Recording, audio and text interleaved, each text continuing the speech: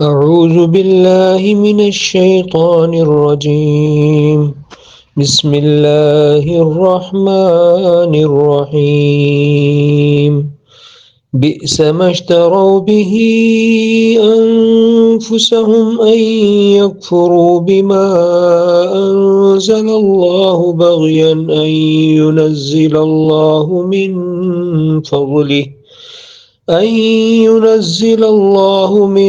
فضله على من يشاء من عباده فباءوا بغضب على غضب وللكافرين عذاب مهين.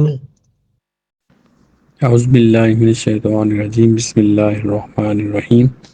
بری ہے وہ جس کے بدلے میں انہوں نے اپنے آپ کو بیچ ڈالا کہ وہ انکار کر دیں اس کا جو اللہ تعالیٰ نے نازل کیا. اس ضد کی وجہ سے کہ اللہ تعالیٰ اپنے کچھ فضل اپنے بندوں میں سے جس پر چاہتا ہے نازل کرتا ہے، پھر وہ غضب پر غضب لے کر لوٹے، اور کافروں کے لیے توہین امیز عذاب ہے. صدق اللہ العظیم.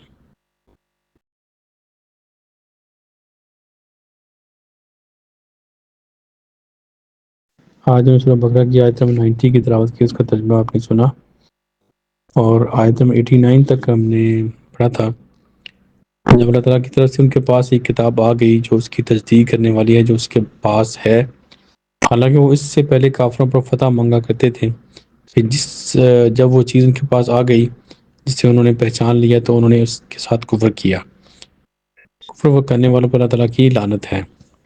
یعنی کہ یہ یہودیوں کے بارے میں جو فرمایا اللہ تعالیٰ نے کہ یہ کافروں کے اوپر فتح مانگا کرتے تھے کہ یہ آخری نبی پر یقین رکھتے تھے، ان کا یقین تھا کہ آخری نبی آنے والے ہیں اور پوری نشانیاں اس کی ظاہر ہو چکی تھی، اور اسی وجہ سے یہ زیادہ تر لوگ جو مدینے میں آ کر آباد ہو گئے تھے اس سے پہلے ہی، جو ان کے سامنے نشانیاں تھیں اس حساب سے یہی زمین تھی جہاں پر آخری نبی نے آنا تھا، یعنی جہاں پر ان کا سٹے ہونا تھا.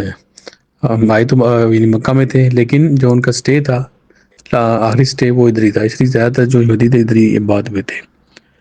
تو ان کا فتح مانگنا، اور پھر جب وہ نبی آ گئے تو پھر انہوں نے صاف ہی انکار کر دیا، صرف اس وجہ سے کہ وہ بنی اسرائیل میں سے نہیں آئے بلکہ بنی اسماعیل سے آئے. تو یہ ان کی ضد تھی، حالانکہ اس کو پہچان چکے تھے پھر بھی انکار کیا.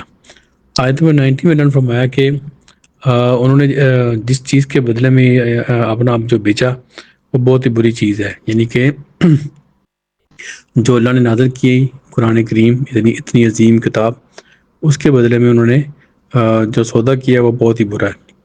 وہ دنیا کی زندگی اور جو ان کی ہٹ درمی، جو ان کا تکبر، اور یہ سب چیزوں کے بدلے میں انہوں نے قرآن کو جو اللہ کی عظیم کتاب کی اس کو ماننے سے انکار کر دیا، اور عظیم الشان نبی جو رحمت للعالمین تھے ان کو بھی ماننے سے انکار کر دیا. جیسا کہ انہوں نے پہلے حضرت عیسیٰ کو نہیں مانا، حالانکہ وہ بنی اسرائیل میں سے تھے، لیکن ان کو بھی انہوں نے نہیں مانا، ان کو قتل کرنے کی کوشش کی. اس ضد کی وجہ سے کہ اللہ تعالیٰ اپنا کچھ فضل اپنے بندوں سے جس پر چاہتا ہے نازل کرتا ہے. یعنی کہ یہ کمپلسری نہیں تھا کہ اللہ تعالیٰ بنی اسرائیل میں سے ہی وہ نبی بھیجتے. اللہ تعالیٰ نے بنی اسماعیل سے بھیجی، دونوں حضرت ابراہیم علیہ السلام کی اولاد تھے. تو یہ اللہ تعالیٰ کا فضل ہے، کرم ہے، جس پر چاہے وہ کرے. تو یہ کسی انسان کے اختیار میں نہیں ہے، اور نہ ہی کوئی انسان اپنی مرضی سے چاہے کہ جو جس پہ فضل ہونا چاہیے اور جس پہ فضل نہیں ہونا چاہیے، یہ انسانوں کے فیصلوں کے اوپر نہیں ہے. یہ اللہ تعالیٰ کا ایک سسٹم ہے، اس کے تحت ہی ہوتا ہے. نبیوں کا چوز کرنا یا اس کے علاوہ جو بھی جو اللہ تعالیٰ کی خاص رحمتیں ہیں، جو فضل ہے، جو مختلف انسانوں پر جو اللہ تعالیٰ کی طرف سے ہوتے ہیں، تو اس کے اوپر کسی کا اختیار نہیں ہے. تو یہ اللہ تعالیٰ کی رحمت ہے. تو ہم بھی کوشش کر سکتے ہیں. یہ ظاہر نبی تو جو اللہ تعالیٰ نے بھیجے تھے وہ سب وہ سلسلہ کمپلیٹ ہو گیا، لیکن اس کے بعد جو دوسری رحمت ہے، علم ہے، معرفت ہے، اور اس کے علاوہ جو اللہ تعالیٰ کی جو حکمت ہے جو کہ ہر ایک کے لیے اوپن ہے قرآن مجید کی شکل میں، جو بھی انسان کوشش کرے گا اللہ تعالیٰ ضرور اس کو اپنا خاص فضل عنایت کریں گے. اور اب ہمیں ہسٹری میں پتہ ہے ہمیں کتنے عظیم لوگ گزرے ہیں جنہوں نے بہت محنت کی اور بڑا مقام حاصل کیا.